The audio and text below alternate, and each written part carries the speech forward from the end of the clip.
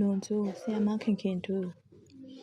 ဒီတညလုံးကျမမအိပ်တော့ဘူးလို့ဆုံးဖြတ်ထားတယ်။ကျမရဲ့မျက်လုံးအိမ်တွေဟာအနီရောင်ပင့်ကူမြင်တွေလိုသွေးတွတ်တွေထနေပြီ။မျက်ရည်ဆိုတာလည်းမရှိတော့ဘူးထင်ပါရဲ့။ငိုရလွန်မျက်နှာတစ်ပြင်လုံးနဲ့အေးပြီးလက်ချောင်းဝမှာကတစ်ဆို့လို့လေ။ဖိတ်တဝက်စစ်တဝက်လာရအောင်မှငြိမ်သက်နေတဲ့လူလောကကြီးကိုကျမအပြီးတိုင်စွန့်ခွာရတော့မယ်။အိပ်ဆက်နေတဲ့ညရဲ့ခြုံလာအောက်မှာနှလုံးခုန်နေတဲ့လူသားတွေဘလောက်များများရှိနေသလဲ။ကျမရဲ့တင်းငယ်ကျင်းမြောင်းလာတဲ့ကဘာကလေးထဲမှာတော့ကျမအပါဝင်နှလုံးခုန်လူသား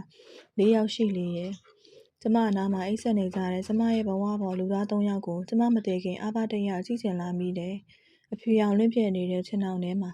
ကျမသားနဲ့သမီးကအိပ်ပျော်လို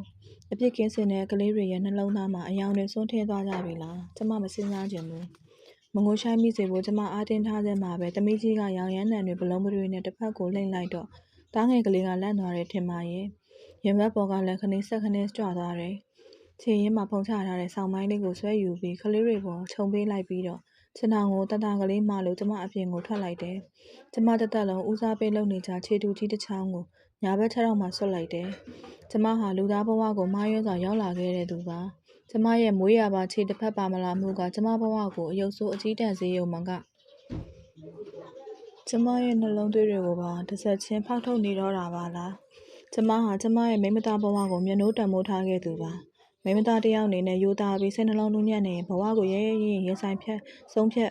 လောက်ကံဝင်းနဲ့တတိရှိခဲ့ရင်နေပြောစရာဘဝတစ်ခုကိုရနိုင်မယ်လို့ထင်ခဲ့မိတယ်။တစ်ချိန်ချိန်မှာထင်မြင်ချက်တွေပြောင်းသွားလိမ့်မယ်လို့ဘယ်တော့မှမတွေးတော့မိခဲ့ပါဘူး။ကျမရဲ့တတိတွေကိုတင်မင်းရဲ့လက်ထဲဝါကွက်အလိုက်ဖို့ဘလို့မှမစဉ်းစားခဲ့မိပါဘူး။မိုင်မဲလုံးနဲ့ကျမလေးအခုတော့လူဘဝကိုဒီတညတာနောက်ဆုံးအဖြစ်ရှိနေဖို့ဆုံးဖြတ်လိုက်ပြီ။တစိမ့်မဲ့အစောကတန်းရလေးပေါ်မှာအိမ်မောကြနေတဲ့ကျမယောက်ျားစီကိုရှောက်သွားမိတယ်။ကျမရဲ့တသက်လုံးအလေးချင်းရခြေတူးရဲ့အတန်ကိုမကြားရအောင်ခပ်ဖွားဖွားကလေးစားလျှောက်ရတာပေါ့။တန်းရစီရောက်တော့ချိုးပြက်လူစဲဘောင်တန်းကိုလက်မကင်မိဖို့ထိန်းလိုက်ရတယ်။ကျမယောက်ျားခမတနေ့ကုန်ပင်ပန်းရှာလို့ထင်ပါရဲ့။ပါဇက်ဟောင်းလောင်ပွင့်ပြီးအိပ်ပျော်နေလိုက်တာ။သူ့ကိုယ်ပေါ်မှာလည်းချင်းတွေကတဝီဝီမြည်လို့ရှည်လျားတဲ့သူ့ရဲ့အရက်မောင်းနဲ့မဆက်နဲ့တန်းလျားပေါ်မှာချီနှချောင်းကတွဲလောင်းကြလို့ဆောင်းကလေးချုံမေးခြင်းပဲသူနိုးသွားမှကျမဆိုတယ်။သူထိတ်လန့်သွားမှကျမဆိုတယ်။ကျမလေးသူ့ကိုတိတ်လေးစားတယ်တိတ်ချစ်တယ်။ခြေတစ်ဖက်မပါမှန်းသိရနဲ့ကျမကိုစုံစုံမတ်လက်ထပ်ပေါင်းသိမ်းရှာတဲ့လင်းယောက်ျားလေးကျမမချစ်ပဲနေပါမလား။သူမိဘဆွေမျိုးအတိုင်းဝိုင်းတွေတားမြစ်ကန့်ကွက်ကြတဲ့ကြားကကျမကိုစိုးအတင်လက်ဟပ်ယူခဲ့တာလေ။ကျမငင်းဆန်တဲ့ကြားကကျမရဲ့လှပတဲ့မျက်နှာကလေးကိုမျက်နှိုးတွေ့တာစွာချစ်ခဲ့ရှာတယ်။အယုတ်ဆိုးအကြည့်တန်လာတဲ့ခြေတုကြီးနဲ့ကျမကိုကျင်နာယူရစွာပွဲလည်တင်းနဲ့လက်ထပ်ယူခဲ့တယ်။ကျမကိုတစ္ဆာရှိလက်တွဲလောက်ကင်ကျွေးမွေးခဲ့တယ်။ကျမလိုမိန်းမတစ်ယောက်ကိုဘာလို့ဒီလောက်မျက်နှိုးကျင်နာခဲ့ရတယ်လဲဆိုတာကျမတကယ်မသိပါဘူး။ကျမမှာတော့သူ့မြတ်တာတို့နဲ့ဆိုင်မှုအောက်မှာအားရင်တွေပြည့်ဖြိုးခဲ့ရတယ်။ကျမရဲ့မိသားစုဘဝလေးကနွေ့နွေ့ထွေးထွေးနဲ့လုံခြုံမှုလည်းရှိခဲ့ရတယ်။တနေကုန်တနေကန်းပွဲရုံမှာပင်မအလုပ်လုပ်ပြီးမှရလာတဲ့ငွေစားကလေးတွေကိုအရက်မတောင်ဖဲမရိုင်းနဲ့ကျမလက်ထဲကိုသူအကုန်အပ်ရှာတယ်။တခါတလေသူ့လှုပ်ထဲကိုကျမထမင်းလိုက်ပို့ရင်မင်းကလည်းကွာလိုက်မလာပါနဲ့ဆိုတာမရဘူး။အကိုဈေးထဲမှာလည်းတခုခုဝယ်စားလိုက်ရင်ပြီးတာပါပဲ။မင်းတခုခုဖြစ်သွားမှပို့ဆိုးနေမယ်။အဲ့ဒါလိုဂယုဏတော်ကလေးနဲ့ပြောဆိုတော့ကျမမှမျက်ရည်ဝဲရပါသေးတယ်။ကျမကလည်းစားဟောင်းတောက်ဖွယ်ကလေးချက်တဲ့နေ့တွေမှာသူ့ကိုစားသိခြင်းနဲ့စေတနာနဲ့မို့လိုက်ပို့မိတာပါ။သူ့ကိုကျမနဲ့ပတ်သက်ပြီးတစုံတရာအရှက်ရသွားမှတိတ်ဆိုးပါတယ်။သူ့မိဘသူ့အပေါင်းအသင်းတွေရဲ့စကားတွေကိုကျမနာနဲ့အကြိမ်ကြိမ်ကြားခဲ့ရတာပဲလေ။ဒီမိန်းမခြေတစ်ဖက်မပါလို့သာတော်လှတယ်။ငါသားလိုယောက်ျားမျိုးရအောင်ယူနိုင်တာ။မူရမာရဘလောက်များနေမှန်းမသိတာ။နွားကြီးကလည်းလှုပ်ကြွေးပေအောင်ပေါ့။မင်းကွာမိန်းမရှာလို့ကွာ။ခြေတူကြီးစတာနဲ့မိန်းမကိုမှယူရတယ်လို့စက်တရေမရှိ။အကိုရဲ့သူတို့ပြောတာတွေကအမှန်ကြီးပဲမို့ကျမဘာမှခွန်းထုတ်ပြန်နိုင်မှာတဲ့လေကျမကိုပြစ်ပြီးသွားပါတော့လားကျမကိုမုန်းမေးပြလိုက်ပါတော့လားအခုတော့အကိုရဲ့ယောက်ျားပိသားလိုတဲ့စိတ်ဓာတ်ကြောင့်များကျမတို့ဒုက္ခိတကိုပေါင်းသိနေရောလေသလားအကိုဟာကျမရဲ့ဝကြွေမကင်းရှာလေရောသလားကျမကိုအကိုတိတ်ချင်မှန်းသိလေကျမဘက်ကတိတ်ခံစားရလေပါပဲတစ်ဖက်တစ်လမ်းကမိသားစုဝင်တော့ဝင်ဖို့ကိုကျမခုမထမ်းပေးနိုင်ခဲ့ဘူးအကိုရှာပေးတဲ့ငွေကလေးနဲ့ဈေးဝယ်တာသမီးနဲ့သားចောင်းစရိတ်ကိုလောင်းငတဲ့ဆိုယုံလေးတုံးတက်ဆွဲတတ်တာကလွဲလို့ကျမဘာမှအသုံးမချခဲ့ဘူးမောပပန်းနဲ့အလောက်ကပြန်လာတဲ့အကိုကိုရင်ကလေးတစ်ခွက်ခတ်ပေးပြီးအနားမှာထိုင်ရက်ခတ်ပေးတတ်တာကလွဲပြီးကျမဘာမှမတတ်နိုင်ခဲ့ဘူးအလောက်ကပြန်လာတဲ့အကိုကပဲရေခတ်ရတယ်ထင်းခွဲရတယ်ကျမချက်ပြုတ်ထားတဲ့ထမင်းဟင်းကိုမငြီးမညူစားရတယ်တခါတလေကျမအများရေရင်းဘက်အဝတ်သားလျှော်မိရင်အကိုကဆူးလို့မဆုံးတော့ဘူး ရေရင်းကရေညှိတွေနဲ့ကွာပြီးတော့မင်းကဘယ်နှပုံမြငင်နိုင်မှာမို့လို့လဲအကိုပြန်လာမှရေခတ်ပေးပါမယ်အိမ်မှာပဲလျှော်ပါကွာနောက်အဲ့ဒါလိုရေတွင်းမှာသွားလျှော်ရင်မင်းနဲ့ငါတွေ့မယ်အဲ့ဒါလိုချိန်မောင်းတက်ပေမဲ့ကလေးနှစ်ယောက်ရတဲ့အထိကျမကိုဒေါသနဲ့ဆိုလက်ဖြားနဲ့တော့မတို့ဘူးပါဘူးသူကျမကိုတခုခုဖြစ်မှာစိုးရရှာလွန်းလို့လေဒါတွေသိလေကျမဝမ်းနဲ့ရတယ်ပဲအကိုကြီးကျမကိုဘာလို့များအကိုဖျားပြီးအိမ်ရတဲ့ဘုံဘုံလဲတဲ့နေ့တွေဆိုကျမမှချိန်မကန်ပြီးလက်မကန်ပြီးပါအကိုတကောလုံးပိုးချစ်နေတာထက်ကျမရင်ထဲကအဘိုးကပိုးလို့ဆိုးပါသေးတယ်အကိုအလုံးမလုံးနိုင်တော့ကျမတို့မှဝင်ငွေမရှိဘူးလေဝင်ငွေမရှိတော့အကျွေးတင်မယ်အကျွေးတင်တော့ဘယ်သူဆက်မှာလဲအကိုပဲနှစ်ဆတိုးပင်ပန်းသွားရတာပါပဲအဲ့ဒီအခါကျမစိတ်ကူးထဲမှာငါလုံးတစ်ခုခုလုံးမှဖြစ်မယ်လို့အတွေးဝင်ပြီးပြင်မဲ့ဘာလို့ရမှန်းမသိပါဘူးကျမမှသူများလိုပြေးနိုင်သွားနိုင်တာလည်းမဟုတ်ချီနှချောင်းတဲ့လူတွေတောင်အလုပ်တစ်ခုပေါ်ဇုံရက်နိုင်မှုခဲရင်နေတော့ကျမလိုချစ်တစ်ချောင်းနဲ့သူကဘာကုန်များတွဲကုတ်ထားနိုင်မှာတဲ့လေကျမကိုကျမအားမရလိုက်တာလေအကိုကတော့အချင်းတိတ်ခါကိုရင်းနှီးပြီးကျမလက်ထဲကိုငွေချေးပြီးထည့်ပါတယ်မင်းတို့သားမီးတွေတော့အကိုကတော်ကြနေကောင်းသွားမှာပါစိတ်ထိုးရမှာအကိုကြောက်တယ်ကွတတိကောင်းတဲ့အကိုကစိတ်ထိုးရမှာကြောက်တဲ့ဟုတ်ပါမလားစိတ်မထိုးဘဲနဲ့ပြတ်ပါမလားအကိုရဲ့လို့ကျမကဆိုအတင်းစိတ်ထိုးခိုင်းရတယ်အကိုစိတ်မထိုးရင်ကျမဘာမှမစားဘူးလို့စိတ်ကောက်ပြရတယ်ဒီတော့မှအကိုကဆေးခန်းကိုသွားတယ်အကိုတစ်ပတ်လောက်ဆက်ပြရင်တော့ကျမတို့မှအကျွေးတွေအများကြီးပိုင်ဆိုင်လာပြီပေါ့အကိုအလုပ်ပြန်ဆင်းလို့ရလာတဲ့ငွေကိုကျမကစုကြစ်သိမ်းထုတ်ပြီးအကျွေးဆက်တယ်ကျမတို့ဟင်းကောင်းကောင်းချက်မစားဘူးဒါပေမဲ့အကိုနဲ့သားသမီးတွေကိုတော့ရှော့မကြွေးပါဘူးကျမအစားလျှော့တာပေါ့ဒါကိုအကိုသိသွားရင်ကျမကိုစူတော့တာပဲမင်းစားလျှော့စားလို့လဲဒီကျွေးတွေကတခါတည်းချိန်သွားမှာမဟုတ်ပါဘူးကွာမင်းပို့စားလို့လည်းမဆက်နိုင်မရှိပါဘူးငါယောက်ျားပါမင်းအဲ့ဒါလိုလုပ်ရင်ငါစိတ်ဆင်းရဲရတာပဲရှိမယ်စားစမ်းပါကွာထမင်းလုတ်ကိုစွာကနေဖက်နေတဲ့ကျမစလုံးထဲကိုအကိုကထမင်းတွေဟင်းတွေစွတ်ထည့်ပေးတယ်ကျမပဲစားလို့ဝင်မှမလဲအကိုကထည့်ပေးနေကျမကမစားနိုင်လေပဲဘာမှမသိရှာတဲ့ကလေးနှစ်ယောက်ကတော့ထမင်းဝါတာနဲ့စော့ကြတော့တာပဲကျမနဲ့အကိုသာတယောက်မျက်နှာတယောက်ကြည့်ရင်မျက်ရည်ဝဲခဲ့ရတယ်လေကျမအများနေထိုင်မကောင်းဖြစ်ခဲ့ရင်တော့အကိုမှပြလို့ပါစိတ်တိုင်းရထမင်းဆိုင်ရပြီးတော့အလုပ်သွားရအလုပ်ကပြန်လာရင်လည်းကျမနဘူးလေးကိုစမ်းတဲပြီးကိုသိမ့်မပူတော့ပါဘူးနေကောင်းတော့မှာပါရော့ဒါလေးစားလိုက်အောင်တော့ဆိုပြီးတယူတရပြုစုတတ်ပြန်တယ်မိမသားတွေအဖို့လင်းယောက်ျားရဲ့ပေးကမ်းဆွချက်မှုကအတိုင်းဆောက်ပဲ့ရဲဆိုတာအမှန်ပါပဲလားအကိုရဲ့အကိုတို့ဘွဲရုံကအလုံနာတဲ့ရက်တွေမှာအကိုကဖျားသွားဖို့ဒါမှမဟုတ်ရုပ်ရှင်ကြည့်ဖို့ကျမကိုခေါ်တတ်တယ်အကိုခေါ်တိုင်းကျမငင်းခဲ့ရတာကြီးပါပဲတခါတော့ငါဖျားသွားကြတော့ကျမကိုလူတွေဝိုင်းကြည့်ကြတယ်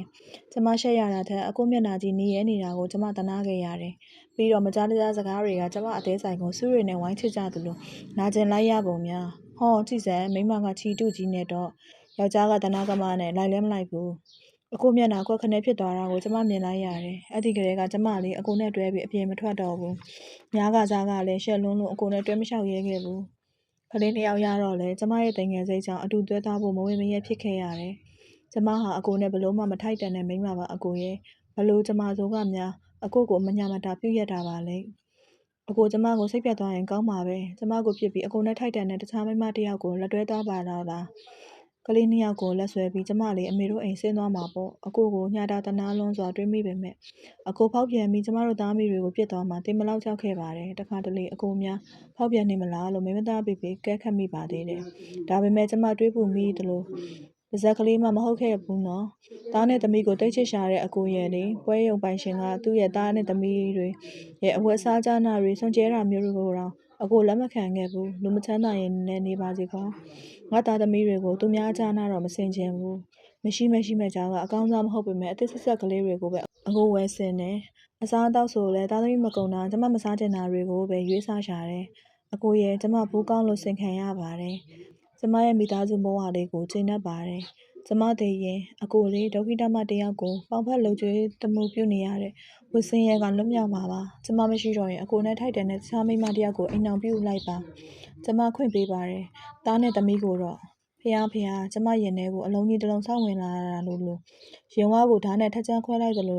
ဘာမှမသိတဲ့ဝေဒနာတွေကနှလုံးသားကိုဖိစီးလာတယ်အခုဘေးနာကချီတက်မကြအောင်ခပ်ဖွားလေးပြန်လျှောက်လာခဲ့တယ်အကြာကြီးရက်နေပြီလို့ထင်ပါရဲ့ကျမရဲ့ခြေထောက်တွေခြေထောက်တစ်ဖက်ထုံကျင်လို့နေတယ်အနားမှာရှိတဲ့အိမ်တိုင်းကိုလက်နဲ့ထိန်းကန်ရင်ကျမတို့အိယာဘက်ကိုလာခဲ့တယ်ခြေထောက်ကိုအသားကလေးမကြည့်လိုက်တော့နှင်းချင်းချာအိပ်ပျော်နေရှာတဲ့သားနဲ့သမီးအသက်ရှူတန်းတွေကိုကျမကြားနေရတယ်ဟေးသူတို့မိကခြေတုကြီးနဲ့ကွလမ်းလျှောက်တာကဟော့တလို့လေကျမရဲ့သမီးနဲ့သားကိုသူတို့ကြောင့်ကတငယ်ချင်းတွေကအမြဲလောင်ပြောင်တတ်ကြတယ် ကလေးတွေထမင်းစားကြောင်းဆင်းချိန်မှာချီတူကြီးကိုစတာနဲ့ထမင်းလာပို့တဲ့သူတို့အမေအတွက်သူတို့ရှက်ချကြတယ်ကျမမှာတော့ကလေးတွေကိုထမင်းကျွေးပြီးတဲ့နောက်တော့အိမ်မပြန်နိုင်သေးပါဘူးကျောင်းပြန်မတက်မချင်းကျောင်းသားကလေးတွေကြားမှာဆော့ကစားနေတဲ့ကျောင်းဝတ်ဆောင်ကလေးတွေနဲ့သားနဲ့သမီးကိုရှုမငီးနိုင်ခဲ့ဘူးမေမေကျောင်းကိုထမင်းလာမပိုးနဲ့နော်သမီးတို့ပြန်စားမယ်တငယ်ချင်းတွေကမေမေကိုပြောင်ကြတာ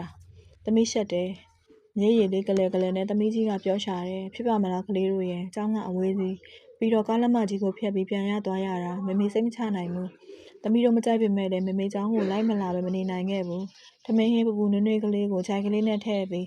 ဒေါ်လေးကြီးရေကျမကလေးတွေကိုထမင်းသားကြည့်မလို့အိမ်ဘက်ခဏလှမ်းကြည့်ပေးပါနော်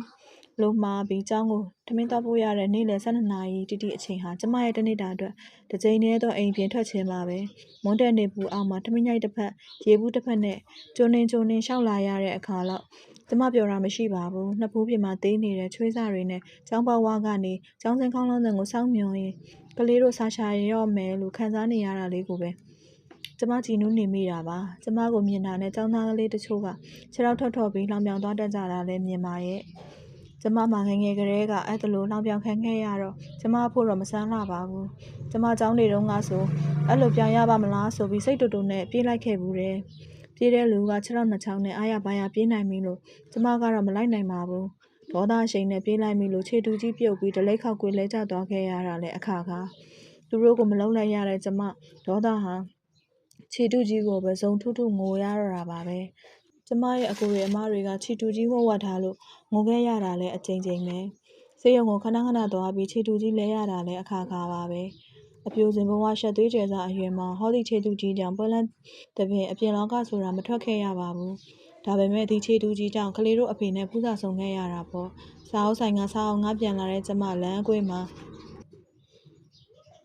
အခုစပိန်နဲ့တိုက်မိပြီးခြေတူကြီးလွင့်စင်သွားခဲ့တယ်ခြေထိတ်တစ်ခုလုံးပုံပဲဆုပ်ပြတ်သွားပြီးကျမကိုစိတ်ယုံတင်လိုက်ရတယ်စိတ်ယုံပေါ်မှာ2ပတ်လောက်နေလိုက်ရပြီးအကိုနဲ့အတန်ရုံးစင်ဖြစ်ခဲ့ရတာပါဒီလိုသာအကိုနဲ့အချောင်းမပါခဲ့ရင်သားနဲ့သမီးတို့ဟာတခြားမေတယောက်စီမှာရှိနေမှာပေါ့နော်အဲ့ဒါလိုအတွဲဝင်တိုင်းကျမငုံမိပါတယ်ကျမရဲ့ရင်သွေးကလေးတွေကိုတခြားသူရဲ့လက်ထဲမှာရှိမနေစေချင်ပါဘူးကျမကိုယ်တိုင်ကျမဝမ်းနဲ့လွယ်ပြီးမွေးခဲ့ရတာကိုပဲကျမချိန်နဲ့နေခဲ့တယ်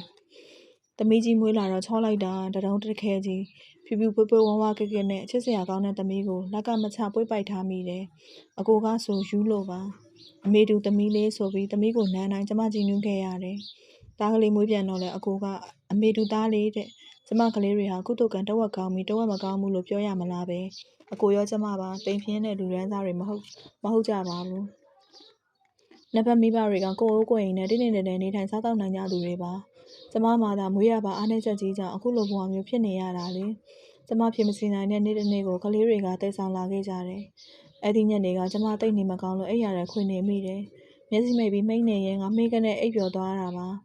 ကျမနားတဲ့ကိုငိုရှိုက်တဲ့တွေစီးဝင်လာမှလန်နှုတ်သွားခဲ့တယ်ဟင်းသမီးဘာဖြစ်လို့ငိုတာလဲအိုးတားရဲ့မျက်နှာမှာလည်းချစ်ရတွေနဲ့ဘာဖြစ်လာကြတာလဲကွယ်မမေကိုပြောကြစမ်းပါအောင်ကလေးတွေကိုကျမမေးတာကိုမဖြေကြဘူးမျက်ရည်တွေဆွတ်နေတဲ့သူတို့ရဲ့မျက်လုံးကြည့်တွေဟာနေရံမှာထောင်ထားတဲ့ကျမရဲ့ခြေထုကြီးစီကိုရောက်နေကြတယ်ရံဖြစ်လာကြတာလာ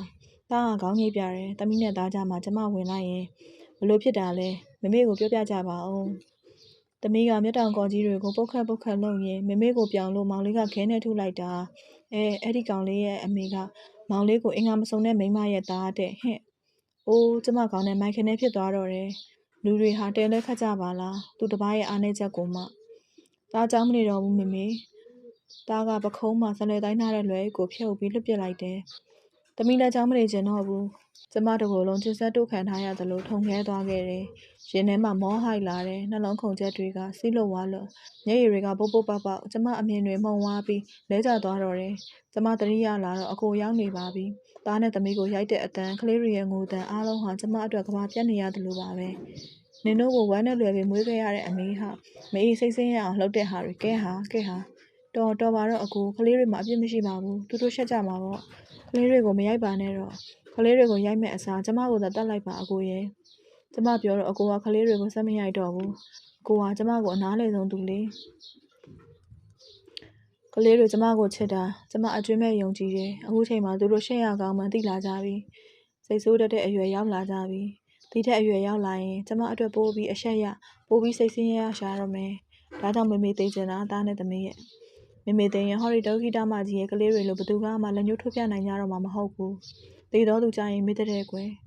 သမီးနဲ့သားရဲ့ပါးပြင်ကလေးတွေကိုနောက်ဆုံးအချိန်ဖြစ်ကျမအားရပါရနမ်းရှိုက်လိုက်တယ်မလွတ်တမ်းပွေ့ဖတ်ထားမိတယ်ဒါပေမဲ့ကျမမှာအားရနှစ်သိမ့်ခြင်းမရှိပါဘူးအတိုင်းစားမဲ့နာကျင်ခြင်းတွေနဲ့မျက်စိကိုစုံမှိတ်ပြီးချင်းအောင်ချပြစ်လိုက်တယ်ခြေကိုဖော့နေရင်ခေါင်းရင်းကမ်းဘက်ကိုကျမရှောက်ခဲ့တယ်ဝဲပေါ်ကမီးစင်းနဲ့ဖျောင်းနိုင်ကိုဆမ်းပြီးထွန်းလိုက်တော့